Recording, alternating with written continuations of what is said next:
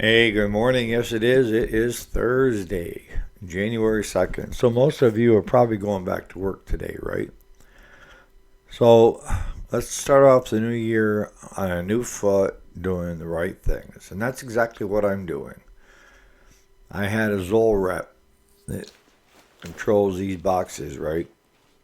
That came to my house and she gave me the what's for and explain more stuff in 30 minutes than all the reps combined. And that's something that we can learn from as well. But one of the main things that she pointed out was the more I do as I'm told, the less alerts are going to happen. If I continue down the road of pushing it on a weak heart, you're only going to get more alerts and you're pushing your luck. You've already had too much luck now. I think probably your luck column is pretty slim picking. So that's what we're going to talk about today is starting off the new year and making sure that we slow down and we do things the right way versus rushing in, trying to get things done. And sometimes what ends up happening is it puts us further behind, or worse yet, we start breaking things that start costing the shop money, right? So stay tuned.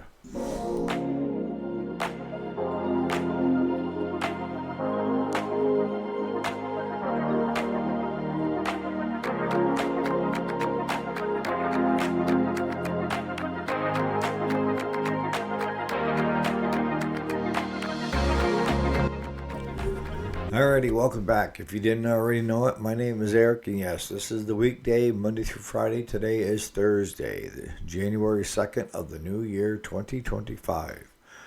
I wish you and your families all the best for this year. So, what are we talking about? Well, as I was saying, I had a Zoll rep, and a Zoll rep is it's the defibrillating vest, right? And she was contacted, and she lives here less than 10 miles away and works for the cardiac unit out of one of our local hospitals. But she was contacted because I went to the ER, okay? I had chest pains that had lasted over the week, like 6, 7 days. Something just didn't feel right. So basically, they said, if that's going on, you need to go to the ER, all right? So they run every test imaginable, and they couldn't find anything other than my cardiology group out of Syracuse. They did the surgery. Noticed that there were a lot of alerts. Now, when it comes to alerts, you have two different kinds of alerts. You have one that your heart arrhythmia is out of whack and you squeeze buttons, and the other is the probes are not set. They've moved and they got to be put back into position. So she thought she was here because the probes were coming out of position. So she had me strip down my top, take my vest off. She remeasured me, looked at my vest, and she said, "Everything looks good, Eric." And she said, "I think the electrodes are a little bit dirty." And took a washcloth and cleaned them off. And I said, "No, I just put lotion on them." And she said, "Why are you putting lotion on them?" I said, "Because the unit was going off and it was giving misreadings due to static or whatever, is what the other representative told me on the phone." So when she finally realized the question I was asking is, when this unit goes off, the red flashing lights, the vest vibrating, making me squeeze the buttons, is that a probe issue? Is that something that's, you know, what is it? She said, "Well, that's an actual heart arrhythmia. That the unit is picking up that there's actually an arrhythmia there, but as long as you squeeze the buttons, you'll keep it from shocking you because it's going to know your conscience."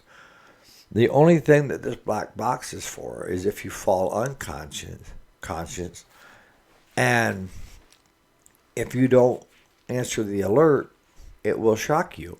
So I explained to her, sometimes it's going off 15, 20 times a day. And she said, what are you doing? What are you doing is causing it? And the other thing she said was somebody with a 30 heart function, she's never heard of them out of the ICU. Not up here. I said, well, now you know. I am one. But as her and I talked, I realized that I was doing a lot of things I shouldn't be doing. Trying to push and get things done. You guys can relate to that, right? And she explained to me, she said, look, if you follow orders, that means basically acting like a 90-year-old man, and that 90-year-old man probably has a better heart function than you have. Don't do squat. Watch TV. If you're going to go here and there, take your time, walk slow, and stop pressing your luck. If that unit is going off that hard, that's every time that goes off, that arrhythmia is causing that heart function to actually weaken because it's fighting that arrhythmia. It's trying to get back into whack. So that was night before last.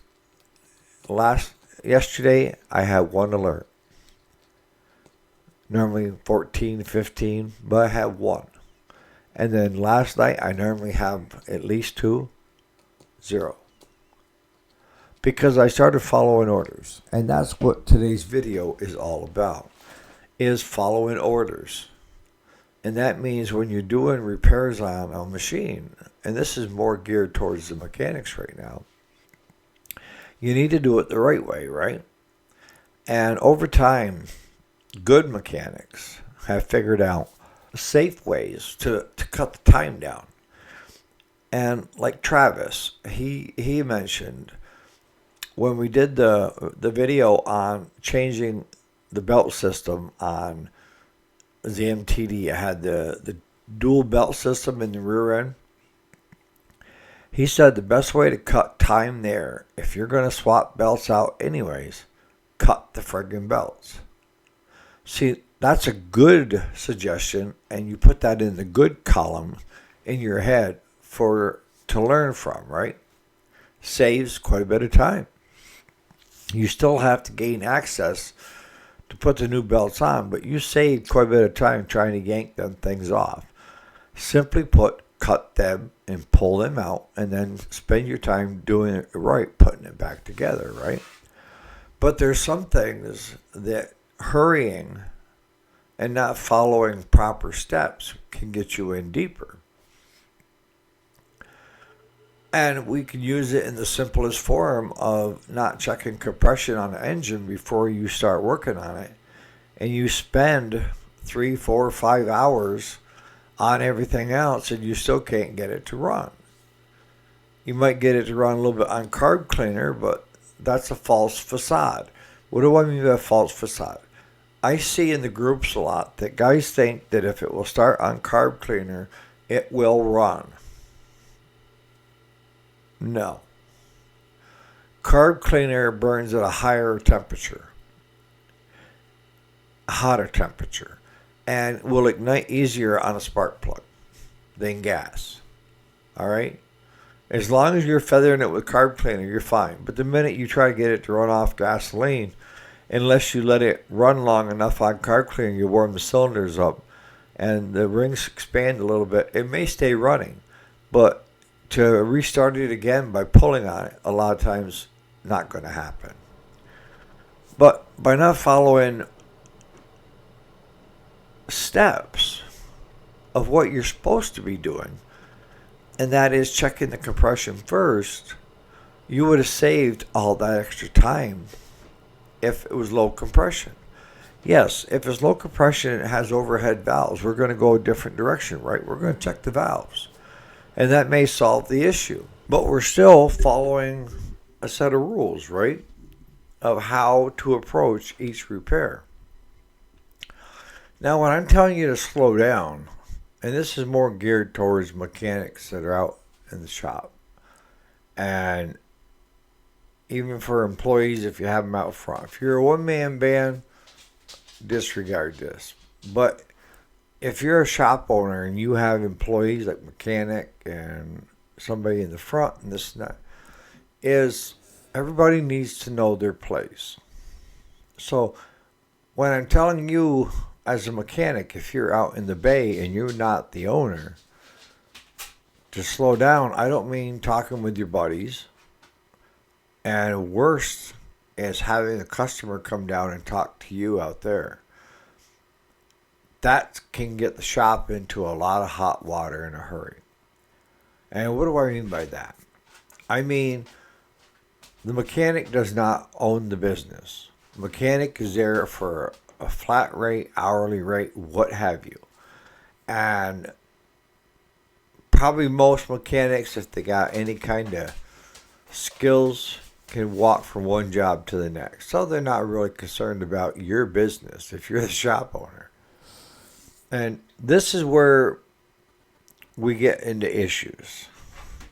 And we've had this happen before with Claude and I, where Claude will tell a customer will go out there and one, be fishing for information of how to fix something to home, and Claude taking the time to tell him how to fix it when the shop should have done it. That's a no-no.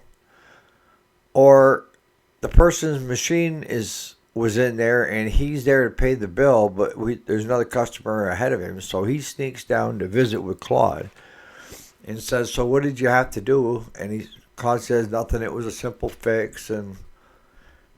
But when he comes up front and the bill's $200 and some, he's thinking, well, Claude said it was a simple fix. Here's the gray area. What Claude thinks is a simple fix for the average person is not accomplishable. You can't get it done. You don't know how to do it.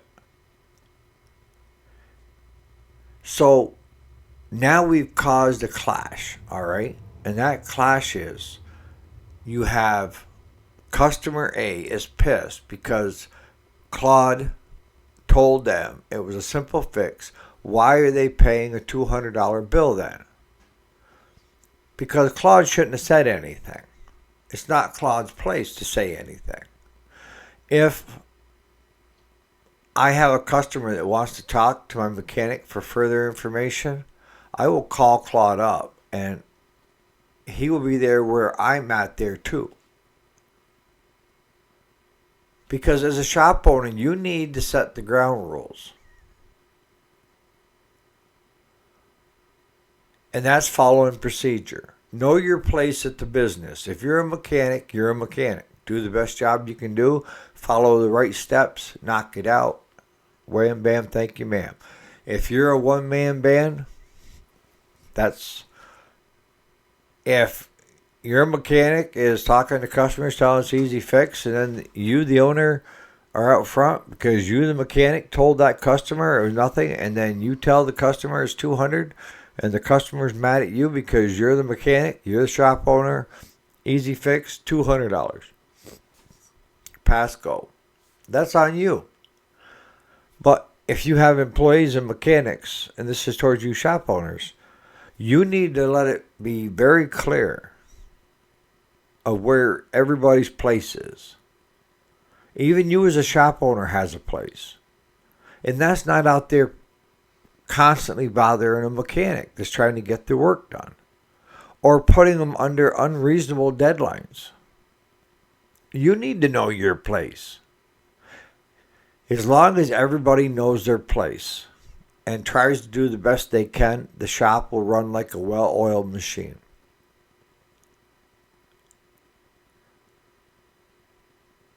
Everybody needs to get along, and it's not to slap a mechanic at all. It's understanding that something you may say as a mechanic could end up causing big issues out front when it comes to getting paid. If that shop owner is out there trying to get that customer just to settle down and explain what had to be done, but that customer is focused on it was an easy fix. Why am I being billed all this money if it was an easy fix? Then a lot of times the shop owner will have to reduce the bill. I'll be honest with you. Or lose that customer. Whose pocket does that come out of? Whose? The shop owner. The shop. And if the shop takes hits, what's going to happen? They're either going to have to close their door or get different people in place that know their positions and know their places. Can't say it any easier. All right, so I'm going to start wrapping this up. But the point of today's video is, one, everybody's got their place at the business, right? And you have to understand what your place is and how it can affect the dynamics of the shop if you step out of your place. And as Claude, it was an easy fix. It wasn't meant to cause any issues. Could blow up and the shop take the hit. Even though we all know if it's an easy fix for Claude, good chances are for most of my customers, most if not all, it would take them a long time. And that's why it's here at our repair shop, because they don't have the time, the education, the experience to handle it. That's what our job is. That's how we get paid. And if the mechanic is doing a great job in the shop, that's bringing in income, that's paying for the light bill, the utility, everything, all right? And that goes for shop owners, knowing your place. Stay in your lane. And if you're somebody that does customer service out front for a shop, know your place. And that is, being honest with the customers, billing, and so forth, and not placing unrealistic expectations on the shop, the mechanics, by telling customers that you can get it in quickly and get it out. You can't speak for what mechanics are up against. Now, when it comes to working on equipment, this goes for you mechanics, and you really good mechanics already know this. This is for you guys that are trying to become a good mechanic. There's a set of rules in place to follow, and there's a good reason for it. Many came before you to fine-tune and hone those set of procedures, all right? And as you become better at being a mechanic, you're going to find ways to do things that make it quicker, safer, what have you, all right? One thing that I'm watching right now is because I think the next thing, I think you're already seeing it, is where you're going to have a computer with a software program to start diagnosing the next generation lawnmowers. And that's going to be a young man's game. What I find is if you get older mechanics, they're not willing to learn. And I can tell you right now with Claude, he has no ambitions on trying to learn how to run a laptop and do diagnostics on lawnmower. That'll be my job, is diagnostic, and Claude will be doing the work. So on that note, you guys have a great Thursday. I mean, a lot of times if I hear there's a lot of problems going on in the shop, it's because everybody does not know their lane, their place at the business. Stay in your lane. Do what you're supposed to be doing. Don't bother other people, and don't put other people under unrealistic expectations. Know what your job is. Do the best that you can. And go home at night knowing that you did the best that you could and accomplish what you did. So on that note, you guys have a great Thursday, and we'll see you here bright and early tomorrow morning. Again, thanks so much for watching and being part of your family.